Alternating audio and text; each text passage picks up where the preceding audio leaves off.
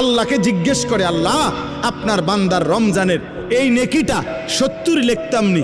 আল্লাহ বান্দার দিকে তাকাইয়া যখন দেখে গুনাহ থেকে মুক্ত, আল্লাহর জিকিরে তার জিব্বা ভিজা, আল্লাহর মহব্বত তার কলিজার মধ্যে, সুন্নাত মোতাবেক তার জীবন, আল্লাহ তখন বলে না 70 না 700 লেখো, 700, 7,000 লেখো, 70,000 লেখো, 7 লক্ষ লেখো, 70 লক্ষ লেখো, 7 কোটি লেখো, 70 কোটি লেখো, 70,000 কোটি লেখো।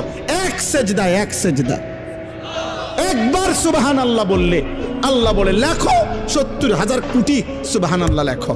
কোন কোন বেলায় আল্লাহ মহব্বতের জোশে, আল্লাহ তার মায়ায় আল্লাহ বলে ফেরেশতা তুমি লিখো না, আকতুবু, আমি আল্লাহ নিজেই লিখবো। এই নেকি তুমি দিয়া পারতা না, আমি দেবো আমার বান্দার নেকি।